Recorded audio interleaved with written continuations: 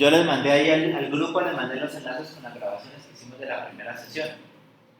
¿Listo? Entonces, en lo posible, lo que yo vaya haciendo aquí, lo voy grabando para que vaya quedando. Entonces, en la primera sesión hablamos incluso de esta parte de esta filosofía de vida, de este aprendizaje de vida, y era como más dándoles unas, digamos, sugerencias, como dándoles como algunas formas de ver cómo manejar la vida, cómo reaccionar ante ciertas situaciones.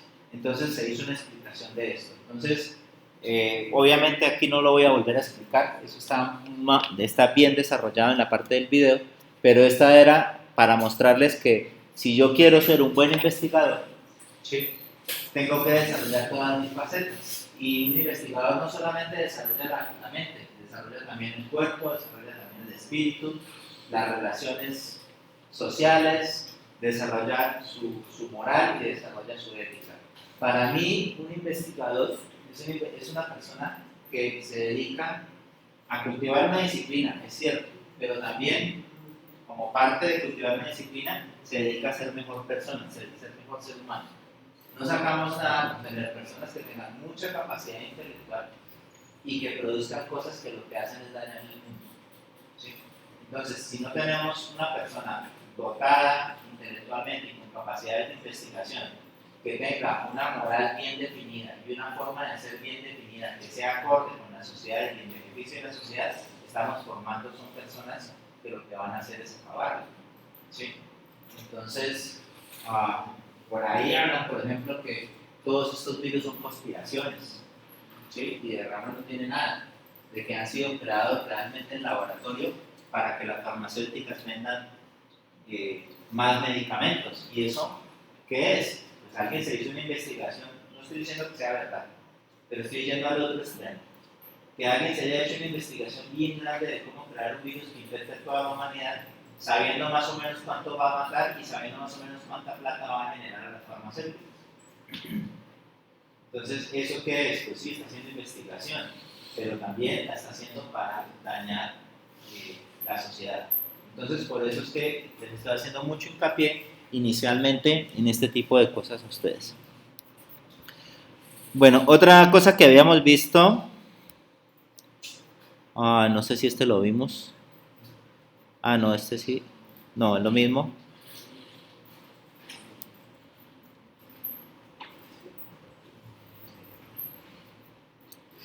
Después entramos, no sé si alcanzamos a ver, porque eso fue hace 15 días, qué pena con ustedes y no vi el último video tampoco. Valores del investigador, no sé si lo alcanzamos a ver, esta parte.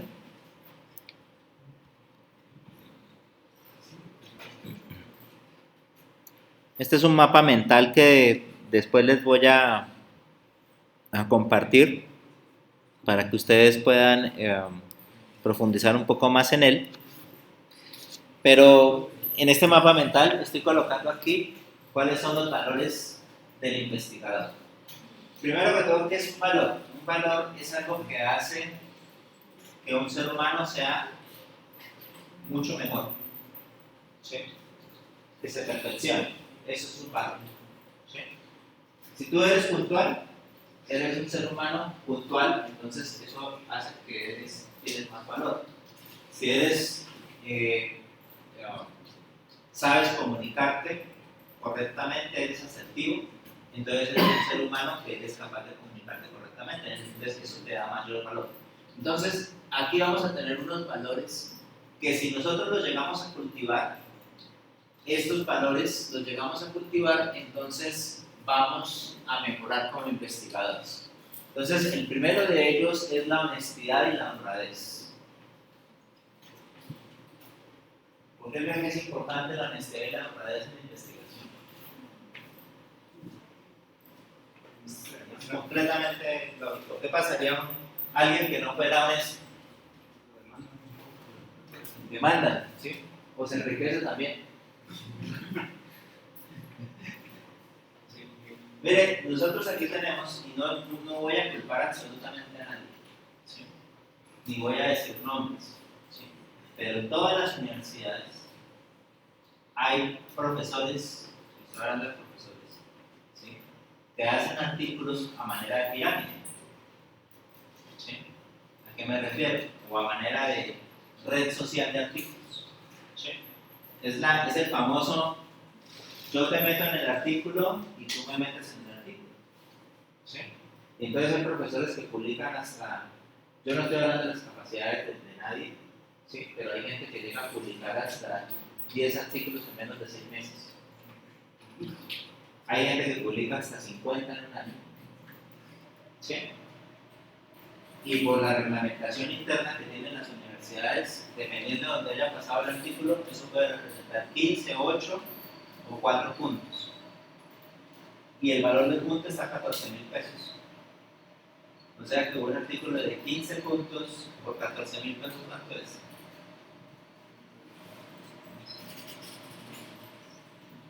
¿Está? ¿15.000 por 14?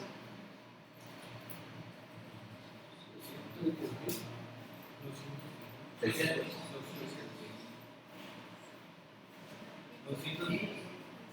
15 por 14.000. No, me iba a decir. Bueno, y eso es incremento en el salario del profesor. Salario. ¿Sí? Entonces, ¿eso por qué lo hizo, el país? El país lo hizo para incentivar a los profesores, incentivar a los investigadores a publicar e investigar. Pero resulta que muchos lo han tomado es como una plataforma para robar. Porque cuando yo te digo a ti, méteme el artículo y yo no he hecho absolutamente nada en ese artículo, estoy siendo deshonesto. Y le estoy diciendo a la universidad que yo publiqué, que yo hice una publicación de algo a lo que no le metí nada de esfuerzo. Y entonces lo que estoy haciendo es que estoy robando. ¿Sí? Estoy robando al país. Y eso se llama deshonestidad y práctica. ¿Sí? Y es que aquí hay una cosa que dicen, esto que le estoy diciendo duele muchísimos casos. ¿Sí?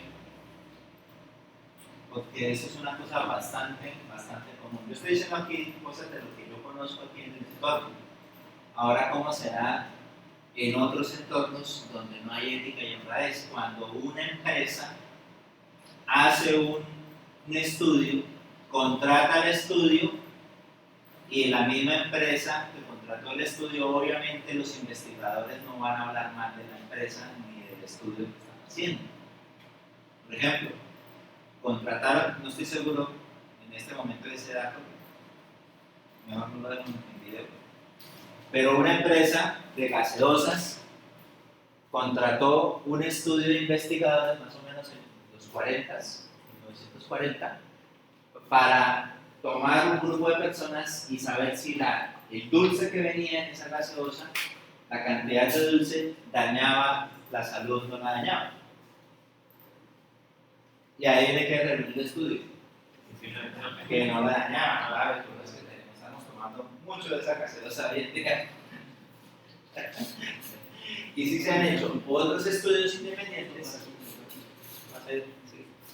donde se sabe perfectamente que el azúcar que fue introducida en el consumo humano hace 200 años no más, ¿sí? El azúcar es uno de los principales elementos que está dañando la salud de las personas. ¿Sí? Nosotros realmente no necesitamos azúcar. Nosotros tenemos, nuestro organismo es capaz de sacar el azúcar de las frutas y de las harinas, el azúcar que necesita para la energía. Realmente el azúcar se ha convertido en una manera en que nosotros compramos productos y hacemos más grandes esas industrias. Entonces, quien haya hecho ese estudio y quien haya firmado ese estudio está siendo deshonesto. Y si a ti te contratan como perito en alguna parte y dicen, señor experto en seguridad computacional, dicen Antonio, usted que es experto en seguridad computacional, revisen si alguien entró a este equipo y quién fue y desde qué IP. ¿Sí? Y llegue y le dicen, aquí hay una plática para que tome unos cafecitos. Y así usted mientras toma el cafecito no encuentra nada. Y hay personas que posiblemente acepten la plática y digan que no encontraron nada. Y entonces esto, ¿qué estamos hablando? Nuevamente, honestidad y honradez. ¿Sí? Igual, esto es algo que es de cada uno. Es decir, viene de la formación, de la ética profesional y de la moral, de lo que es para usted bien y mal, para usted mismo, y de cómo ha sido formado usted en su casa. ¿Sí? Pero tengan en cuenta una cosa, de acuerdo a lo que hemos visto con filosofía de vida, ¿recuerdan que filosofía de vida yo les decía que una de las cosas para adquirir abundancia, que el universo es abundante, ¿sí? Y cuando uno está siendo deshonesto, es porque uno piensa que el universo no tiene abundancia, es porque piensa de que esa plática se la van a dar a otro. Bueno, realmente pasa así, pero realmente tú te puede llegar plata, no por ser deshonesto, sino por hacer las cosas bien. Es decir, si tú sabes hacer una cosa muy bien, y eso que lo sabes hacer, lo pones al servicio de la gente y haces las cosas con la ética y la moral que corresponde, pues entonces te va a llegar el reconocimiento por eso, porque entre más valor tú des y entre más impactes más personas con lo que haces, más cosas te van a llegar. Luego, si ustedes practican esto que hablamos de filosofía de vida, no tienen por qué ir a la honestidad y a ser deshonestos y a no ser honrados, sino antes por el contrario, practicar eso. ¿Sí? Practicar eso. Ahora, hay una cosa que deben tener ustedes en cuenta aquí, y es que en esta vida nada es negro y blanco completamente. ¿Sí? Es decir, en algún momento en la vida, dependiendo de la situación, hay un valor que está por encima de otro. Si la vida de ustedes depende de una decisión y no hay forma de salir de ella, pues su vida es más importante. Al menos eso lo pienso yo. ¿Sí? Porque hay personas que precisamente por defender eso, por defender la honestidad, por defender la honradez, ¿sí? Los matan. ¿Sí?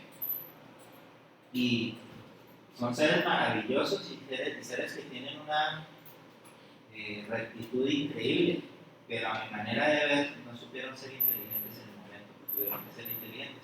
Es preferible uno, si sabe uno que está en riesgo y peligro su vida, o que está en riesgo y peligro la vida de las personas, de los seres queridos, es preferible hacerse a un lado y dejar que otro que esté más preparado pues asuma el reto.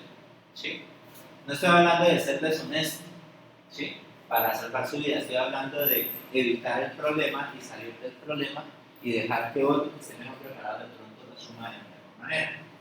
Entonces, hay valores que están por encima de otros. ¿Sí? Y algunas veces suena feo porque me tocó hacerlo a mí también y a mí no me da pena decirlo. ¿Sí? Hay un dicho que dice que si estás en la mierda y quieres salir de la mierda, pues tienes que pararte en la mierda para salir de ella. Pero tú no te vas a montar de mierda, pues ¿cómo haces si eso te sigue con su vida? ¿Sí? Desde ese punto de vista.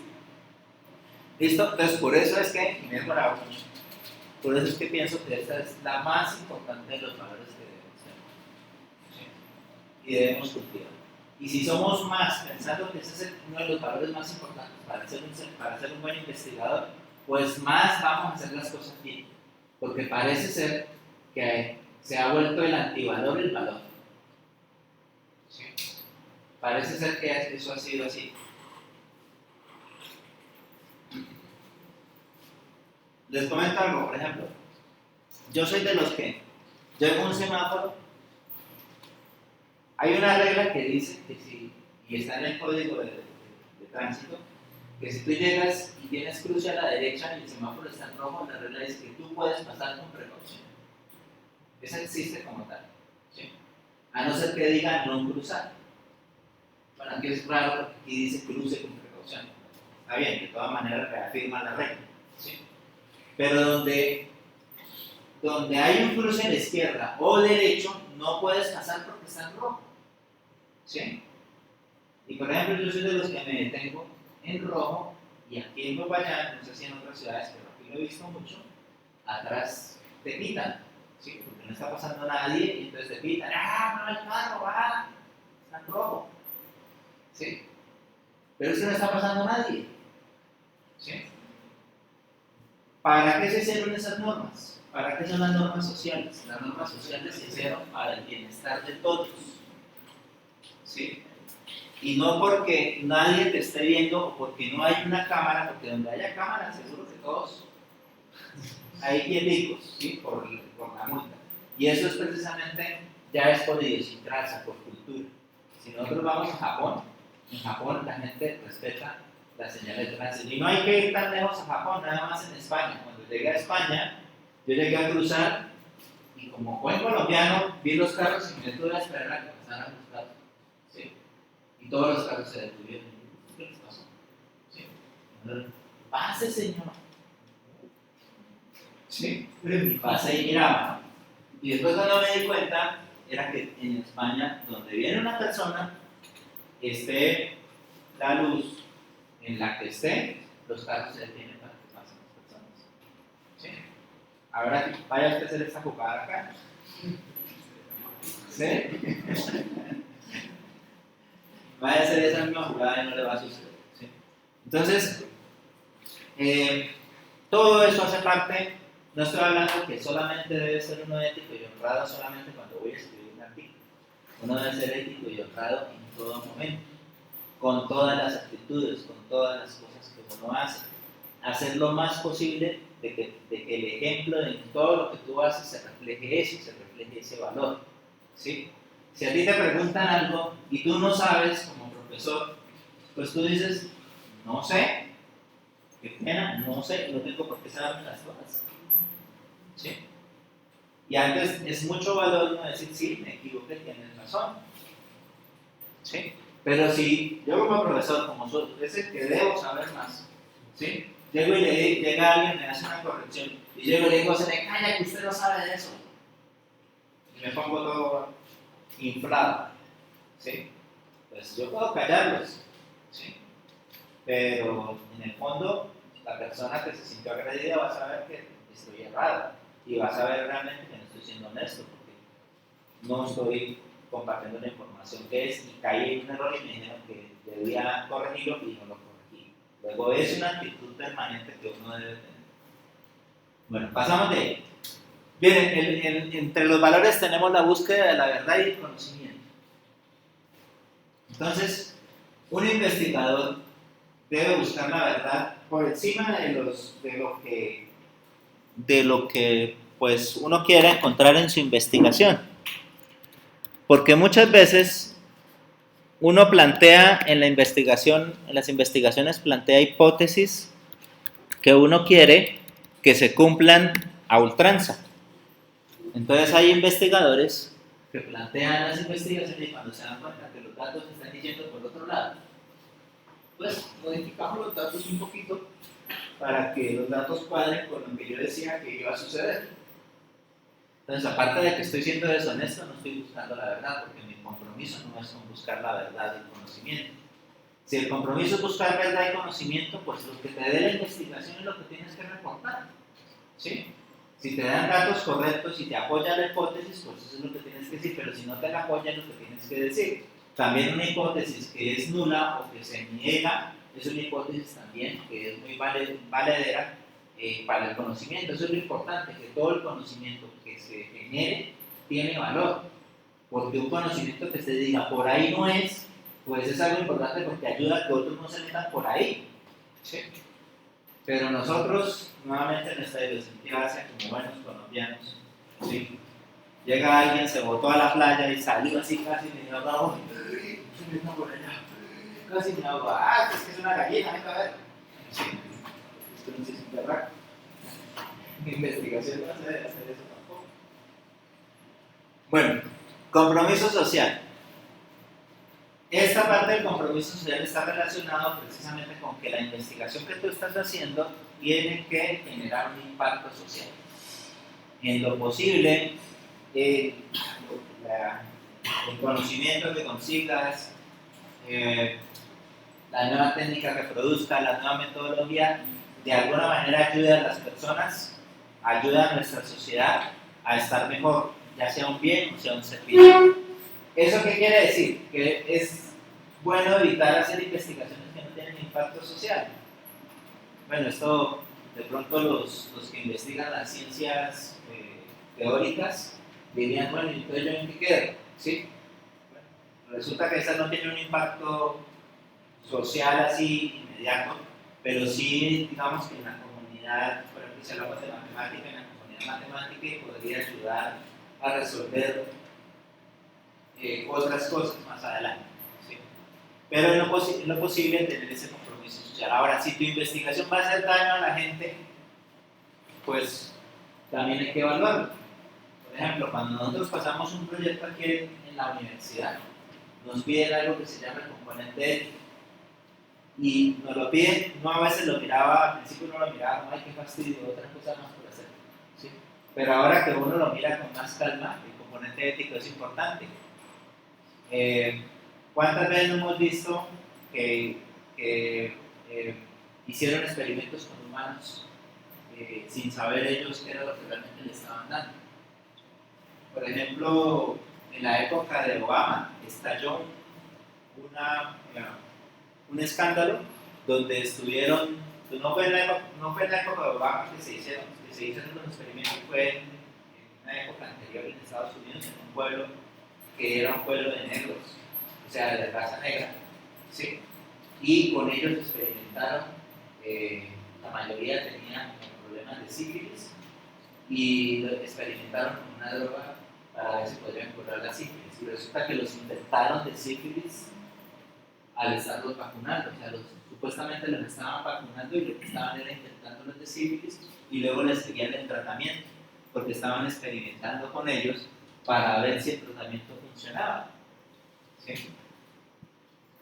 Y después se reveló que realmente lo que estaban haciendo era eso, y el escándalo se destapó en la época de Obama. Si ustedes lo buscan, deben encontrar esa investigación que se hizo.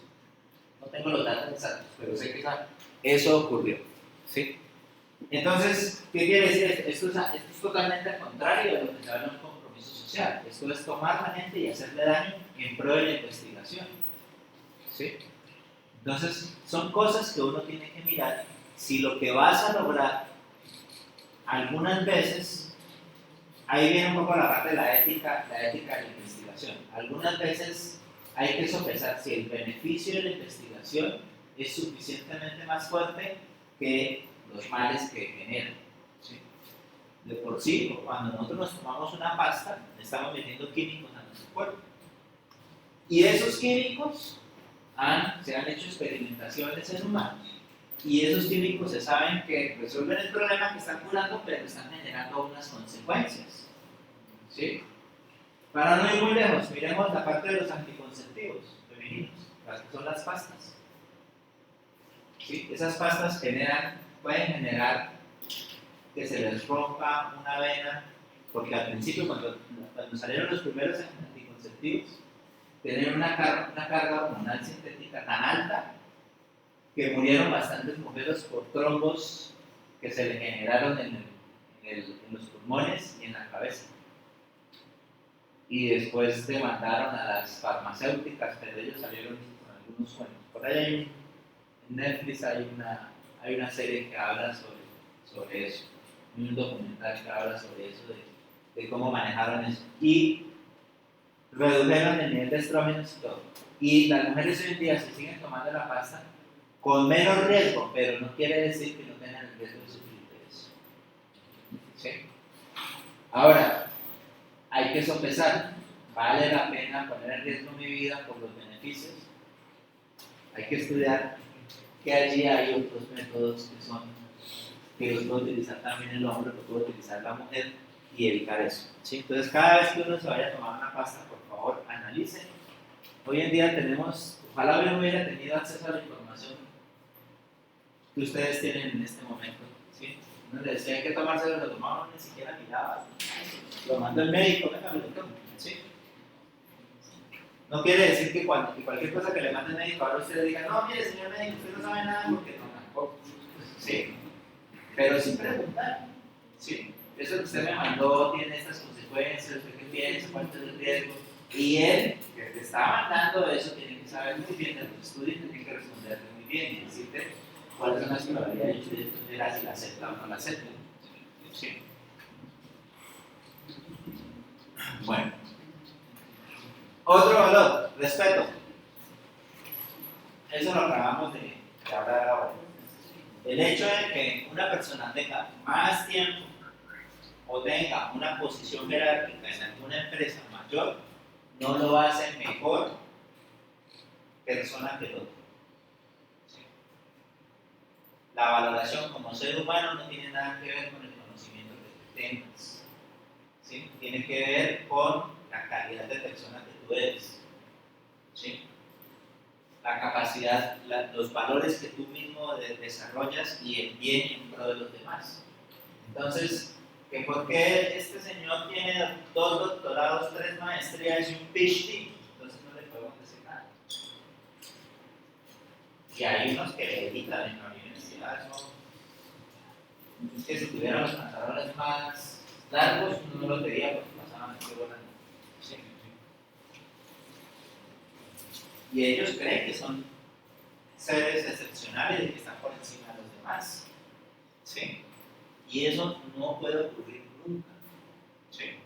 Nunca nadie va a estar por encima de uno, al menos como ser humano y como persona. Puede hacer que el otro tenga más habilidades en algún campo, pero esa persona no tiene habilidades en los campos que tú sí tienes. ¿Sí? Entonces, el respeto es algo que debe existir en todas las personas. ¿Sí? Y eso es aplicable absolutamente a todos. Obviamente, hay niveles jerárquicos, hay personas que de pronto tienen más credibilidad y uno les da esa credibilidad, pero eso no quiere decir que uno tiene que cerrar los ojos y seguir por tranza, ¿no? O sea, el cuento de que bótate por la ventana, ¿sí? Pero me mato, ¿no? Porque yo sé por qué te digo que te botes por la ventana, te botas. ¿Sí?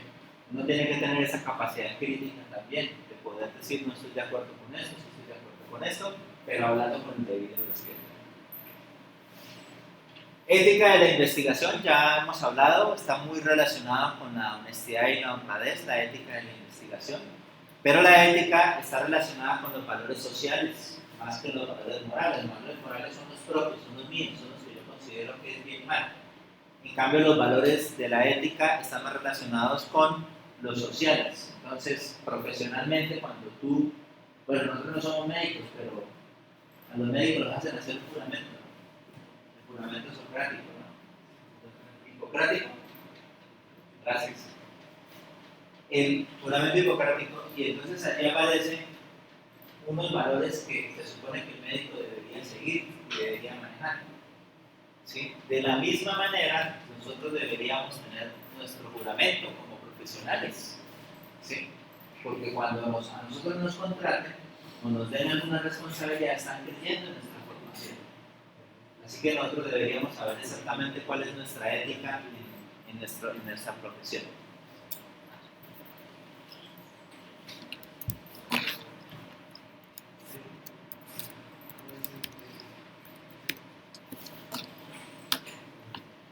Tenemos la otra, visión crítica y autocrítica.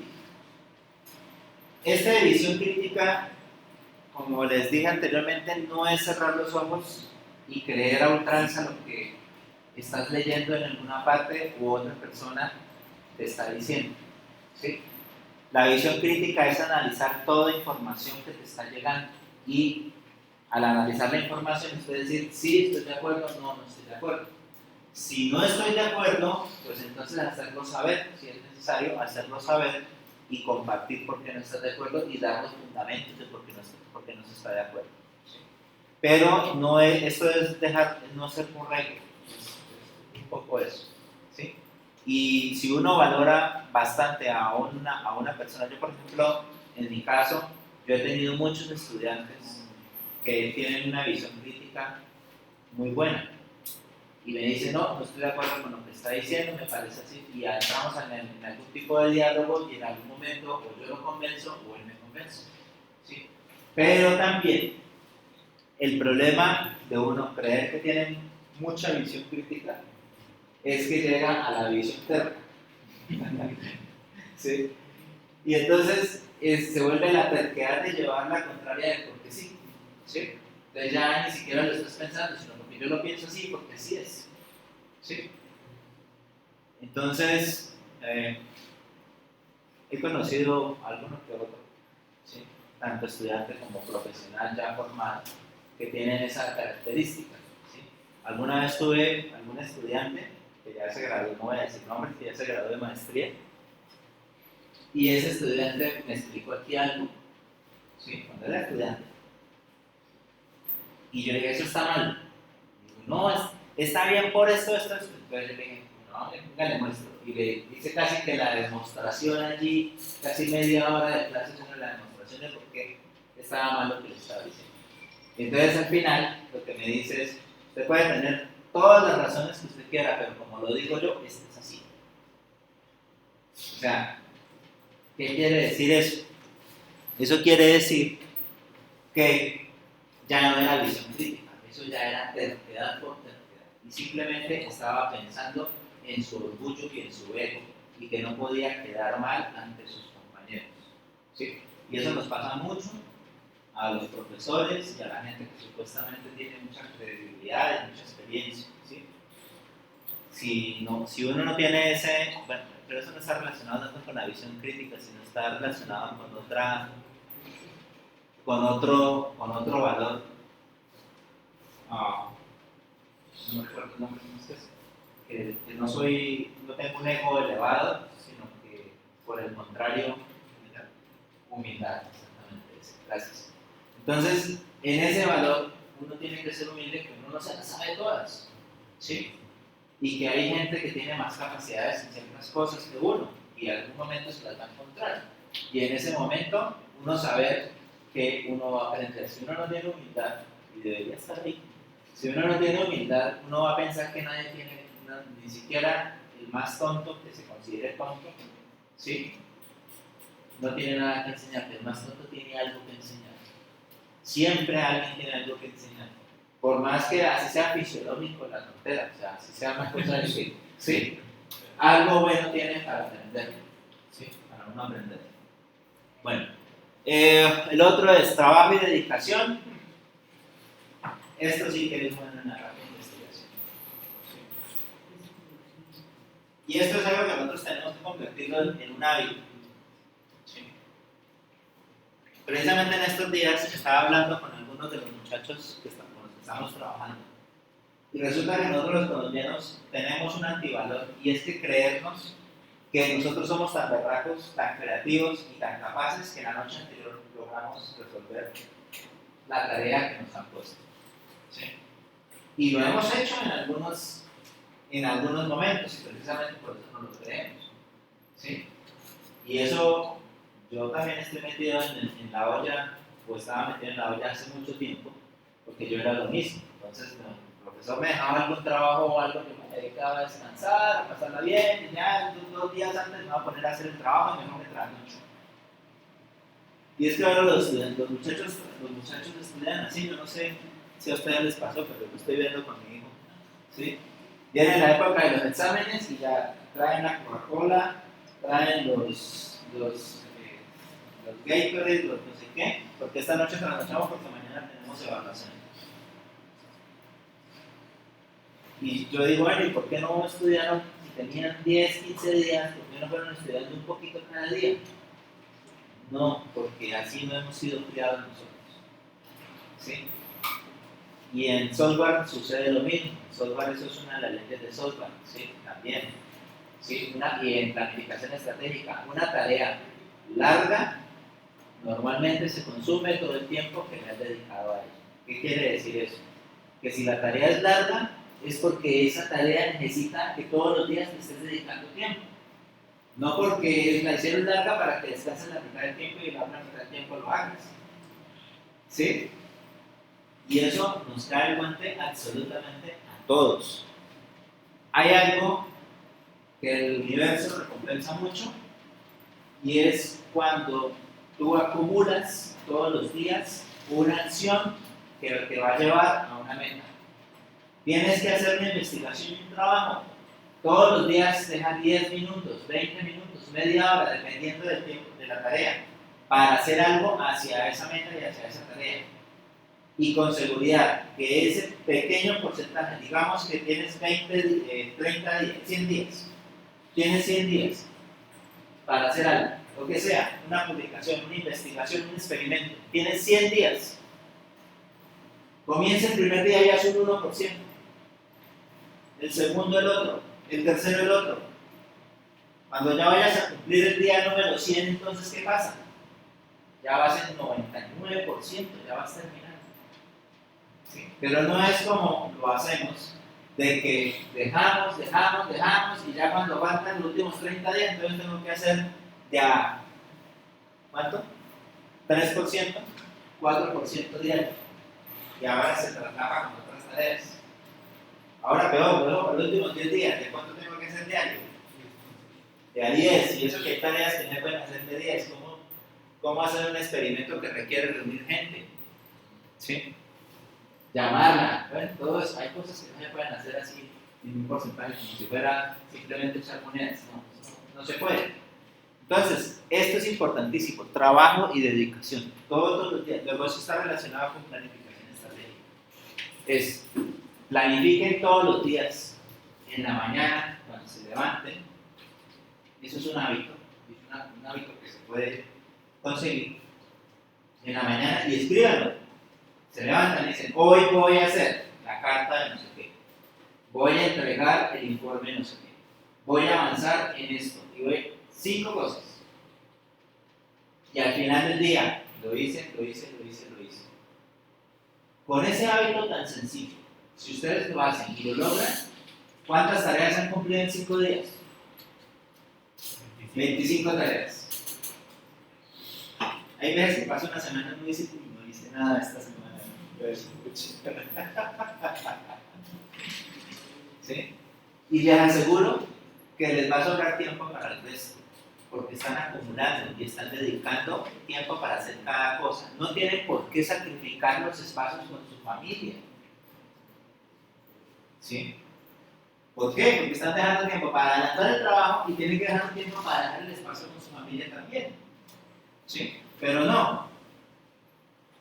Dejémoslo así, entonces al final sacrificamos a la familia. ¿Por qué? Porque tengo que sacar el trabajo. Yo no sé a cuánto les esté cayendo esto. A mí me ha caído mucho.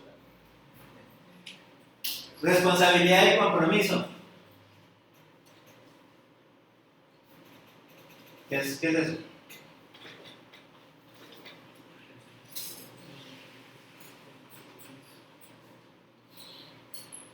Yo sé que ustedes tienen un criterio hacia eso, para que no se me duerman, colaboremos.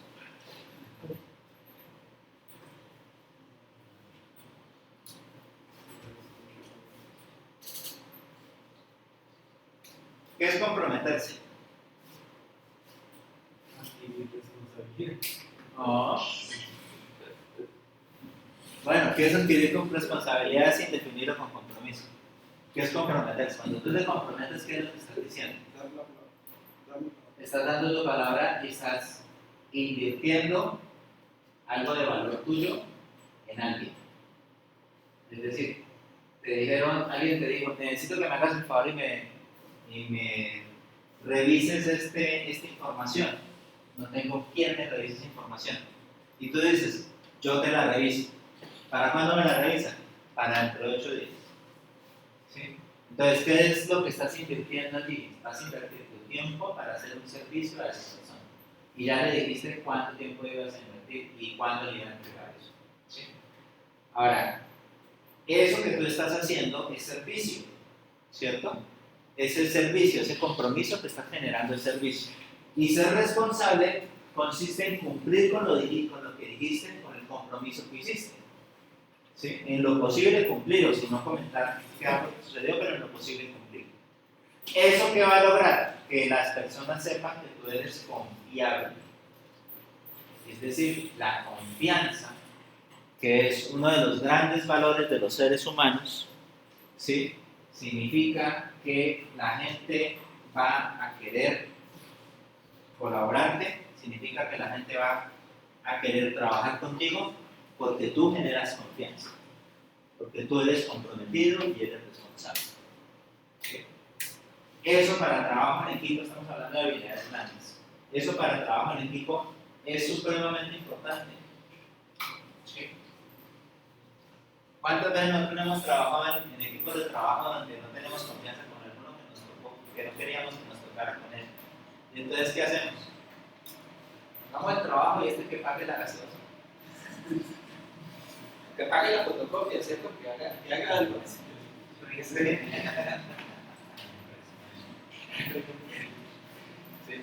¿Qué pasa? Esto suena muy bacano y muy chévere, ¿sí?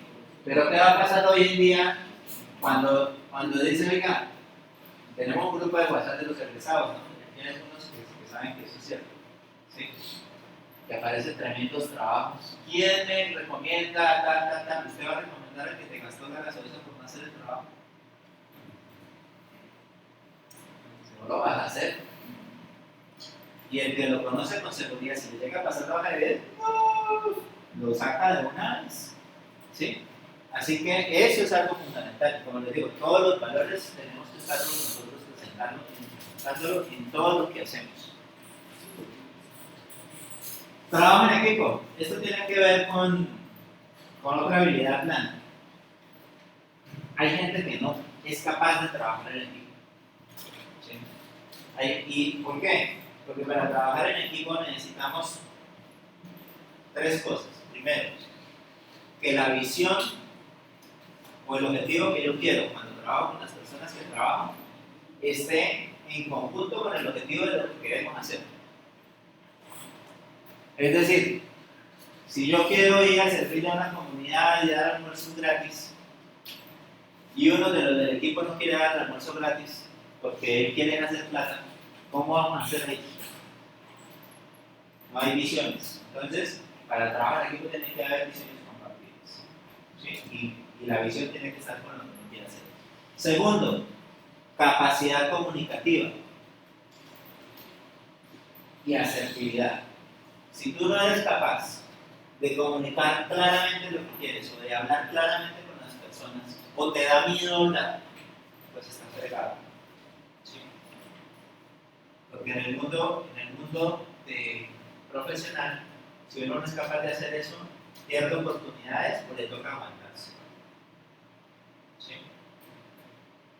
¿Qué es aguantarse? Tienes una situación mala, alguien te trata mal, por decir algo, alguien te trata mal todos los días y tú te sientes mal, pero te da pena o te da miedo decirlo. ¿Sí?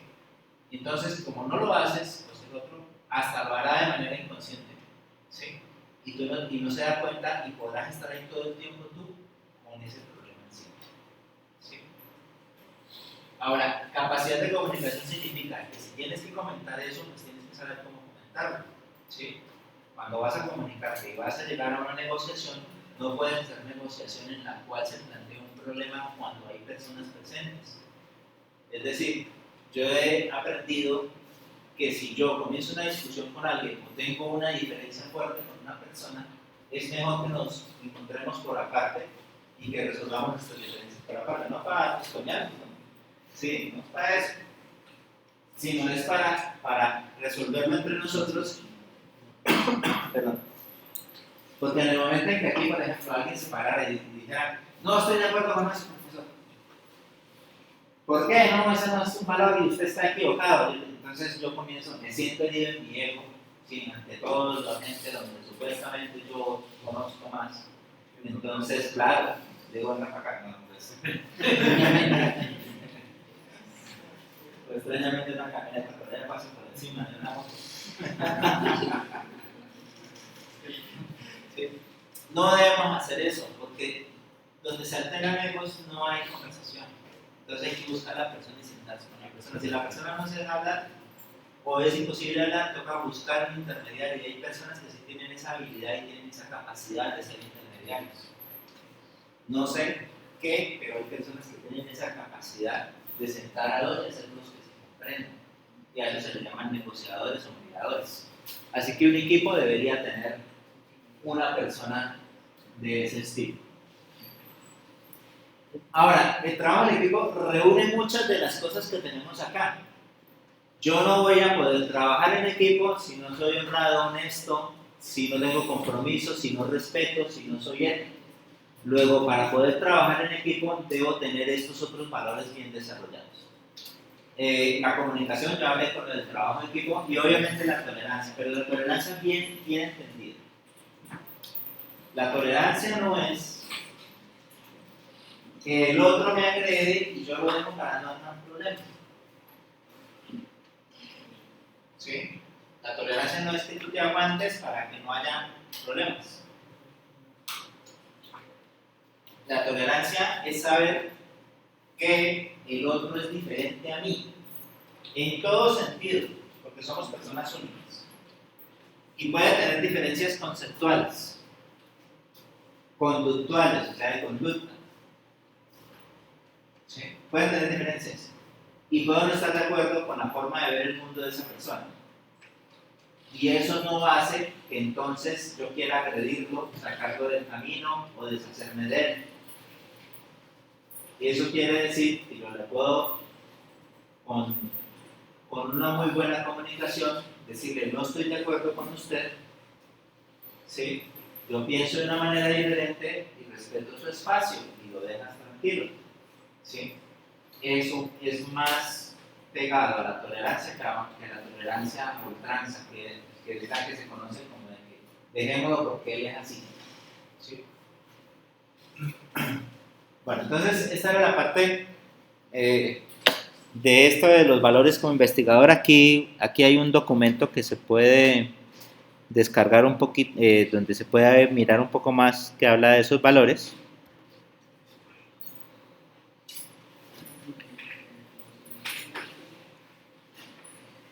Y entonces, ¿cómo formamos esos valores? Los formamos con unos hábitos.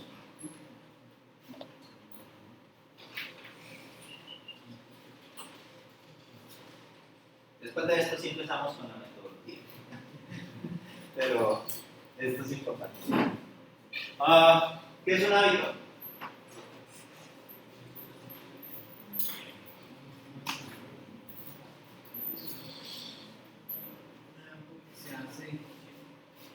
¿Una qué? ¿Una acción? ¿Qué se hace? Rutinariamente de manera inconsciente. Esto es un hábito. ¿Sí? Para que algo se vuelva un hábito, quiere decir que yo en algún momento comencé a hacerlo repetidamente. ¿Sí? Entonces, este es el hábito que le cuesta mucho a muchos de nosotros, que a mí me costó, todavía a veces. Sí, pero me acuerdo siempre de mi madre diciéndome: lávate la boca por la noche antes de acostarte. Sí. Y se acostaba uno y se lava la boca, vaya a lavarse la boca. ¿Sí? Entonces, obviamente, hay hábitos en todos los sectores. Hay hábitos en la parte de salud, hay hábitos en la parte emocional, hay hábitos en la parte familiar, en la parte espiritual, pero aquí estamos hablando de hábitos del investigador. ¿Sí? Entonces, ¿qué quiere decir? Que son cosas que yo debo hacer durante las investigaciones. Dicen que si tú haces algo todos los días, durante 21 días, se vuelve un hábito. Y si lo haces durante 66 días seguidos, ya ni siquiera piensas en él. ¿Sí? Entonces, estos hábitos que están aquí son hábitos que los nombró un investigador muy renombrado. Vamos a ver si está aquí la hábitos de un investigador productivo. Este señor habló de 10 hábitos que un buen investigador debería tener. Bueno, créanme que él habló de esos hábitos. Aquí está, 24 de octubre, del señor Eric Boyle. El señor Eric Boyle habló de estos hábitos. Yo aquí lo que hice fue traerlos aquí en limpio. Y entonces él hablaba aquí de un hábito que se llama de escoger temas con alto valor de ROI. ¿Sí? Retorno de de la inversión, investment o investigación, de la investigación. Y él decía, si vas a meterte en una investigación, tienes que analizar si esa investigación tiene un buen retorno de esa inversión, es decir, vas a meter plata, tiempo y mucha gente con muchos conocimientos y con mucha, que cuesta mucho tiempo para una investigación que si realmente va a tener el impacto que va a tener. Entonces hay que analizarlo, no solamente desde el punto de vista económico, sino obviamente desde el punto de vista social. Entonces una de las primeras cosas que él comentaba, y él lo comentaba como el primer hábito, es analizar si va a tener ese retorno de la investigación.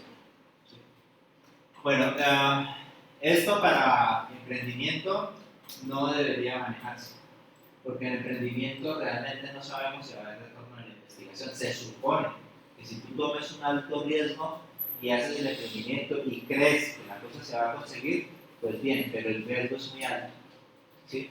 En la investigación también hay riesgos, pero se puede medir el riesgo y uno puede llegar y decir si hace la investigación o no la hace.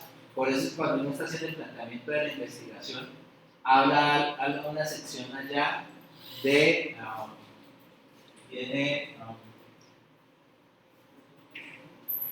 justificación de la investigación y viabilidad, ¿sí? Entonces, la justificación de la investigación uno la hace con respecto a la parte social, a la parte económica, a la parte técnica, si se justifica y los resultados que van a tener, el impacto, pero hay una parte cuando planteas un proyecto que es la viabilidad, ¿sí? La viabilidad para saber si esa investigación realmente vale la pena hacerlo. Bueno, lo otro que comentaba este señor era que esto es un hábito, entonces quiere decir que cuando tengamos una investigación analicemos el ROI, ¿sí? Entonces hay que hacerlo siempre, por eso es que habla de que convertirlo en un hábito. El otro, que el tema que vas a investigar, ¿sí? Deberían tener uno o varios de estos elementos, deberían ser novedosos, generar incertidumbre, plantear o resolver un conflicto o mejorar o resolver alguna complejidad.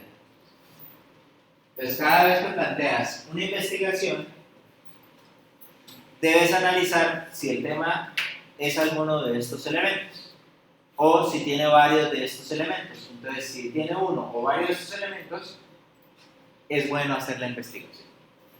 Siempre hay que pensar en estos elementos sobre la investigación. El otro elemento de un buen investigador es que usa datos.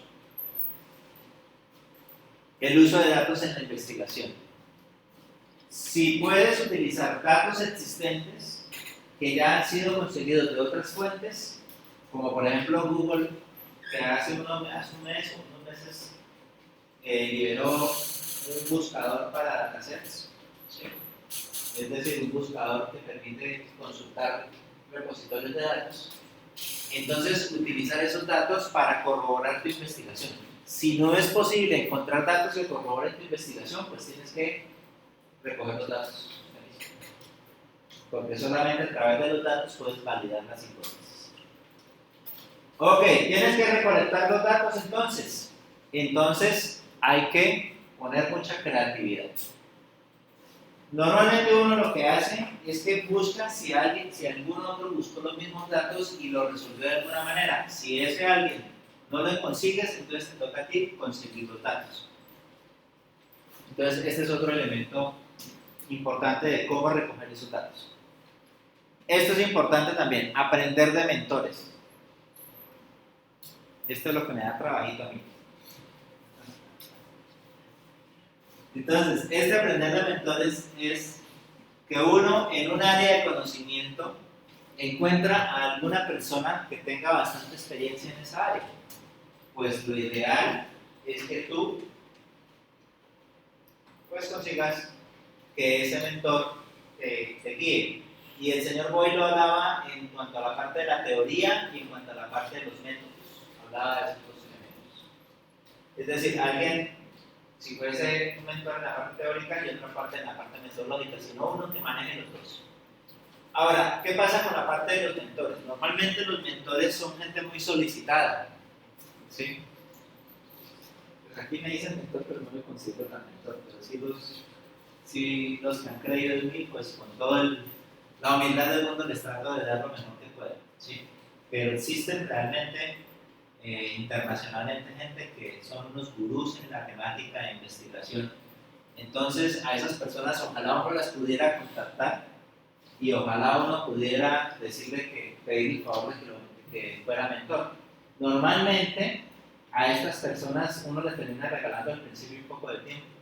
Es decir, con tal de uno aprender, con tal de que lo guíe, pues uno regala un poco de su tiempo a ese mentor. ¿Sí?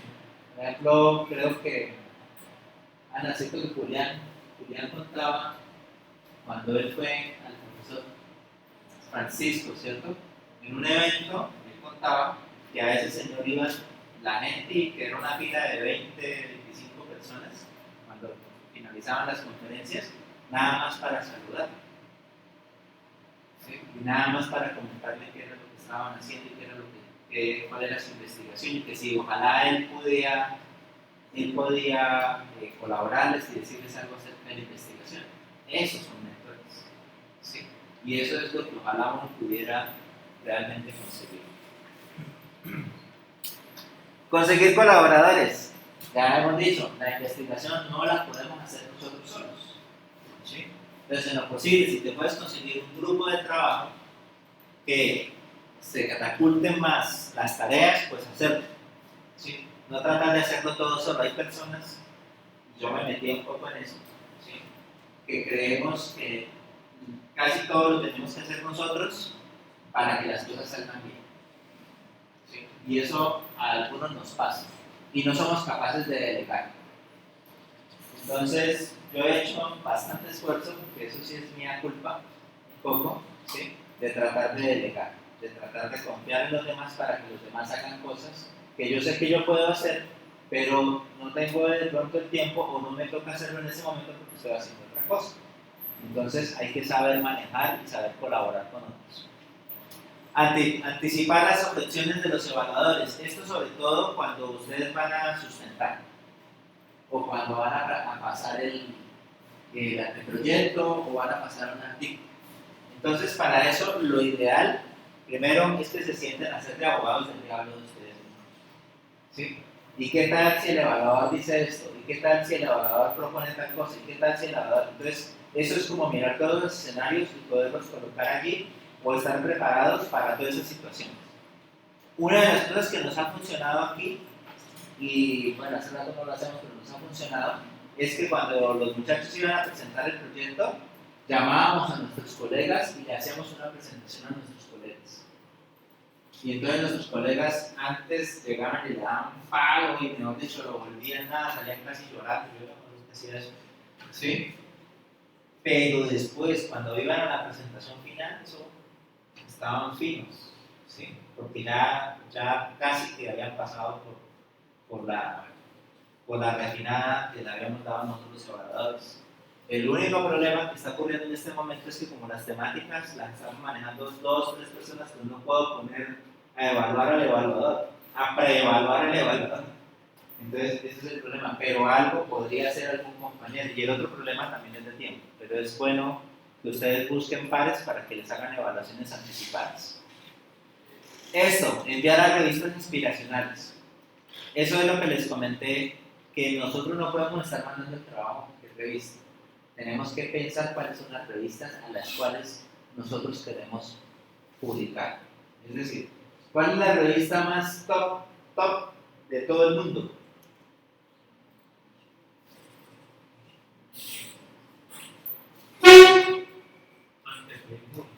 No hay una sola, es la más top, Nature. Exactamente. Sí. Tiene un índice H y no recuerdo 80 y pico. O sea, me han dicho, la citación de esa revista es lo más alto que puede haber. ¿Sí? Y cuando salió un comentario un poco relacionado, cuando fue en 2017, cuando vino lo del otro virus, ¿cómo llamó el otro virus? La H1N1, 2009. Se demoraron casi 90 días en aparecer un artículo sobre ese virus. Y ahorita están hablando de que hay más de 120 artículos ya publicados sobre el coronavirus. ¿Más? Bueno, eso está bien. No sé cuál sea la fuente tuya, pero sí, me imagino. Bueno, entonces, ¿eso qué quiere decir? Lo que quiere decir es que mejoraron mucho su capacidad de colaboración, ¿sí? Y entre más conocimientos haya, pues mucho mejor. Y además, fue un tema novedoso, ¿sí? Que estaba causando incertidumbre y algún tipo de conflicto, ¿sí? Y lo mandaron a publicar en esas revistas. ¿Por qué? Porque era un buen momento para hacerlo, además de que se compartió una información bastante importante. Ahora, esta de las revistas aspiracionales es que, y eso me costó siempre, le invito a mí comprenderlo, ¿sí? Es que tú tienes que sentarte y tú estás trabajando en un área, en un tópico específico. Entre a Shimago, a SJR o a JCR. Lo que pasa es que aquí no podemos entrar, pero hay profesores que tienen cuentas que se pueden conectar y nos pueden ayudar en eso, ¿sí? Y miren cuáles son las revistas de mayor calidad en el tópico en el que ustedes están trabajando. Y tomen las 5 mejores revistas y colóquenlas allí en un Excel, ¿sí? Y colóquenlas como meta, ¿sí? De tal manera que cuando usted sepa que cuando usted logre publicar en una de esas revistas, quiere decir que estás logrando el mayor de los logros que puede tener alguien que está trabajando en esa área. Porque algo que hace que sea de investigación relevante es que la misma comunidad diga que tu investigación es valiosa. ¿Quién dice eso? Cuando publicas en una de esas revistas. ¿Sí? Y hay que saber elegirlas, porque resulta que ha habido una corriente ahora que se llama la Open Access. ¿Sí? Y no estoy diciendo que las revistas Open Access sean malas, lo que pasa es que sí hay editores que la han vuelto negocios. ¿Sí? Hay revistas que están manejando una millonada de plata, recogiendo plata por publicar por montones, entonces la calidad se baja. ¿Sí? Ahora, ¿se puede tener una buena calidad siendo revista Open Access? Puede ser que sí, pero tienes que poner un comité de evaluación bastante alto. Por ejemplo, yo publiqué en una Open Access en Q1, que es una de las mejores, JCR Q1, que es uno de los mejores niveles de revista. Esa revista era como la 15, creo que era en el tema. No, la sexta mejor revista en el tema, ¿sí? Y cuando fui a pasar la información, porque recuerden que esto se convierte en puntos, ¿no? Entonces cuando la fui a pasar, yo aquí para que me hiciera el reconocimiento de puntos, no pude imprimir el índice, porque el índice eran 20 hojas, eran 2.600 artículos publicados en el año. Cada artículo pagó casi 6 millones de pesos. Miren cuánta plata no recogió esa revista en ese año pasado. ¿Y cuánta me están recogiendo? Sí. Ahora, entonces eso es un equilibrio, uno tiene que saber manejar esas cosas.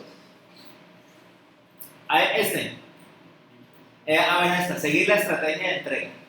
¿Sí? La estrategia de entrega es, esto aquí les va a dar pago aquí a mis queridos. ¿Sí? Es que si tengo una fecha de entrega, ¿sí? Pues hay que plantear un plan de acción y cuándo se va a hacer la entrega y cómo se va a hacer. Luego hay que hacer unas revisiones constantes de lo que se está haciendo. No esperemos que falten los últimos 15 días para sentarnos a trasnochar con las cosas y a esperar a realizar las cosas al último momento. ¿Listo? Entonces, esta parte de estrategia de entrega es planificar las entregas que se van a hacer precisamente del trabajo que estamos haciendo. Lamentablemente, es un poco difícil conseguirlo. Crear un espacio de investigación. A mí me encantaría que nosotros tuviéramos aquí ¿cómo es que se llama? Vivalá, Realá. ¿Cómo? Un maker space o algo así. Aquí estamos hablando de IoT. ¿Y ustedes dónde han visto dónde hay una sala de IoT acá? Lo más, la noticia más grande fue la instalación de una impresora 3D allí. ¿Sí? Pero el resto, no. Vamos, sacamos la maletica, sacamos los dispositivos y entonces nos ponemos a trabajar. Lo ideal que un investigador pudiera tener es que tenga un buen espacio para desarrollar su investigación. ¿Sí?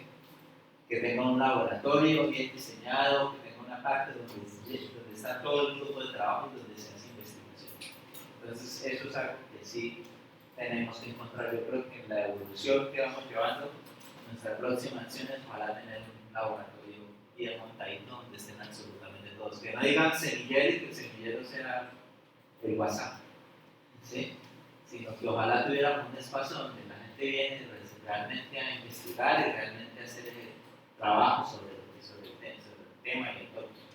Ya estamos, ya al menos tenemos la idea, ya tenemos la meta, vamos a ver si lo conseguimos. Y aquí estamos hablando de una mentalidad maratoniana, es que por más planificación estratégica que tú hagas, por más planes de acción, por más entregas tempranas, habrá momentos en los que tienes que esforzarte para lograr las cosas. Entonces, en ese punto, pues uno tiene que a veces comprometerse y hacer una carrera o una maratón para cumplir con las cosas que uno debe cumplir. Pero en lo posible, no debería llegarse a eso si se ha hecho una buena planificación. Pero habrá momentos en que toque hacerlo. Bueno, no sé si tienen alguna pregunta, he hablado mucho y ustedes no hablan nada, apenas me miran.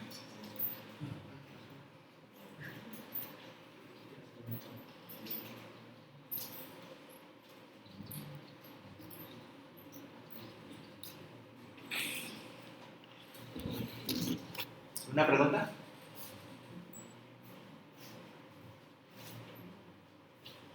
¿Cuándo vamos a trabajar en lo otro? Ya casi. Ya casi, ya vienen modelos mentales, trabajan en equipo, conceptos de investigación, aquí ya comienza.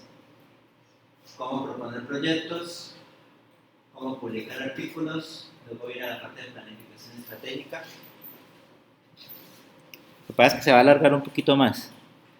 Gestión estratégica general. Y aquí viene cómo proponer proyectos. Proponemos proyectos de investigación o proyectos de desarrollo.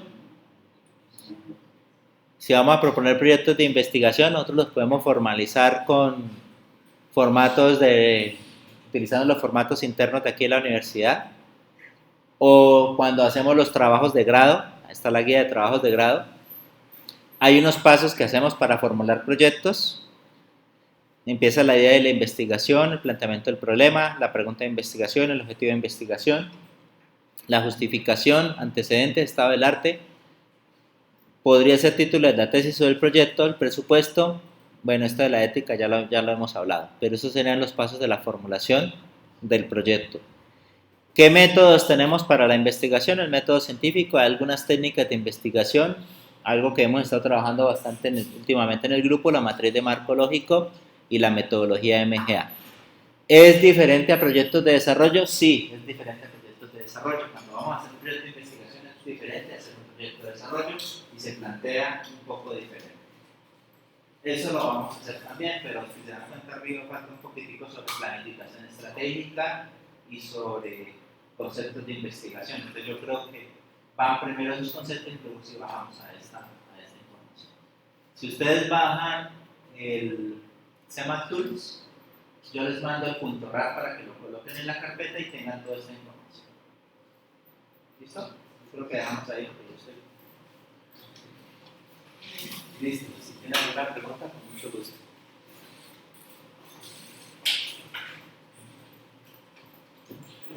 Y con respecto a los archivos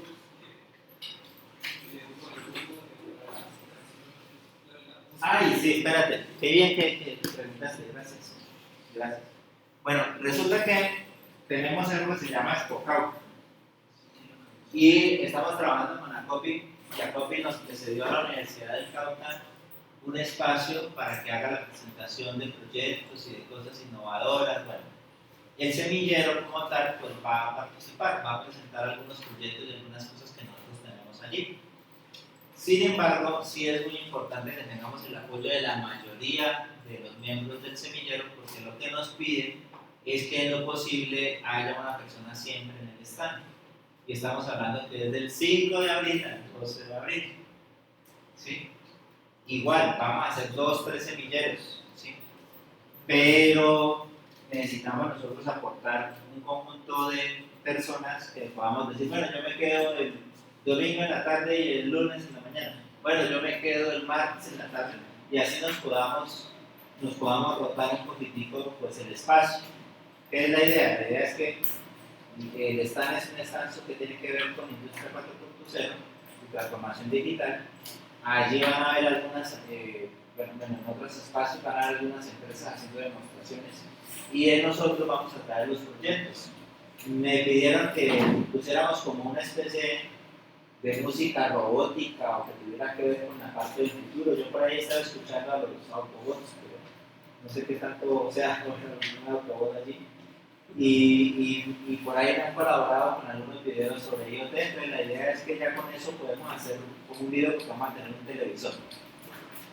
La idea es si se puede llevar una impresora 3D también, pero entonces habría que, no hay que preocuparse por la seguridad porque va a estar la zona bien asegurada, eso es lo que nos dijo la gerente de Acopi, que las cosas podían quedar perfectamente allí, pero si se va a traer, por ejemplo, un dispositivo con una impresora 3D, pues siempre tiene que haber alguien del semillero allí que no le vayan a meter mal la mano, no lo vayan a dañar, ¿sí?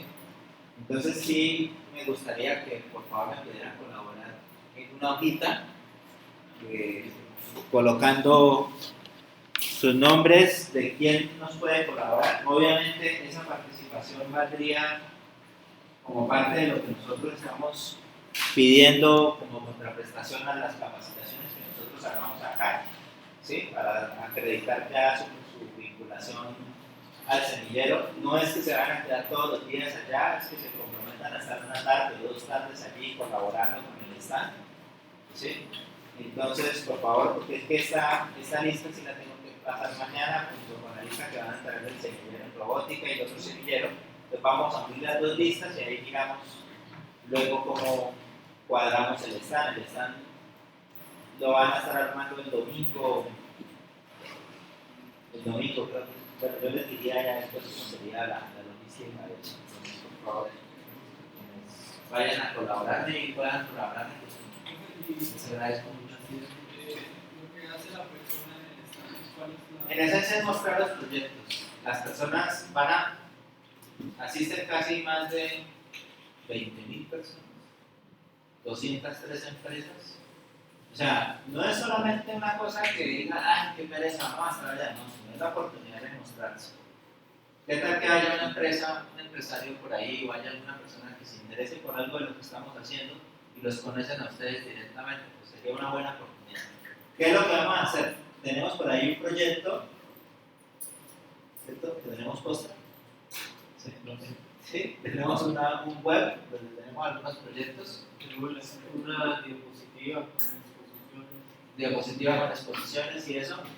La idea es colocar videos y eso y explicar si ellos preguntan por alguno de los proyectos, explicar qué es lo que hacemos en el semillero, explicar hacia dónde va lo que nosotros trabajamos.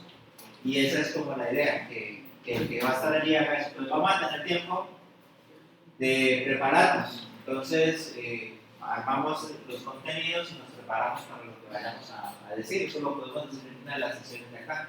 Podemos mostrar eso.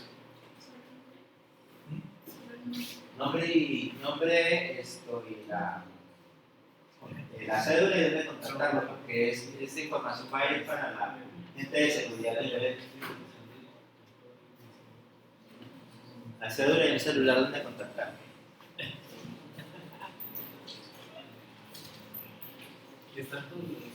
Recuerden que hay que ir pensando en la idea, ¿no? La idea que ustedes tengan para desarrollar aquí en el semillero, para que cuando comencemos con toda esta parte que hace falta por mirar, entonces ustedes traigan la idea y comiencen a redondearla con lo que estamos haciendo acá.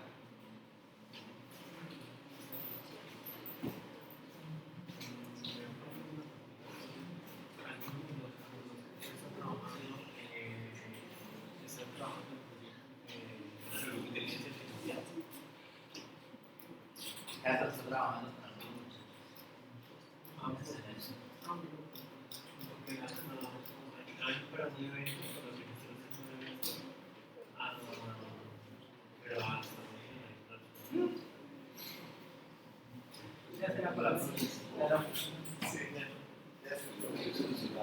La próxima vez si lo sabes, me lo mandan y te lo traigo. Porque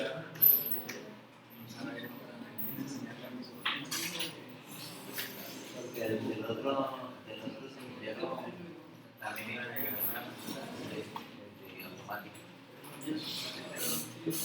Bueno, no es que tengas que llevarla. Evalúa las posibilidades. No, porque ustedes.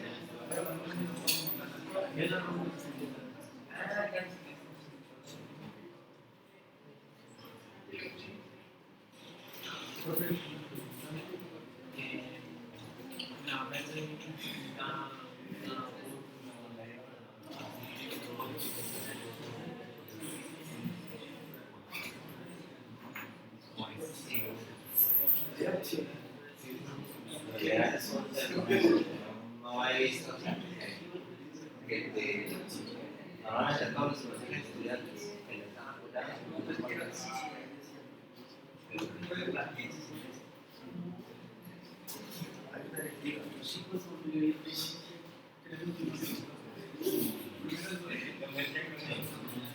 sí, eso no necesita todo el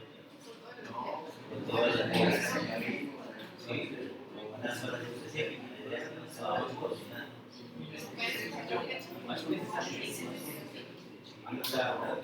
Ahora estamos buscando dos piezas que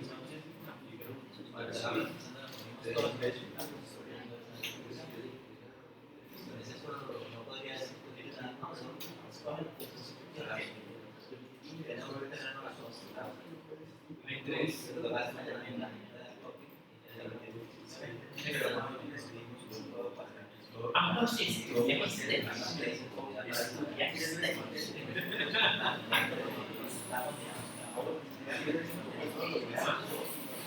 Además, van a ver otros.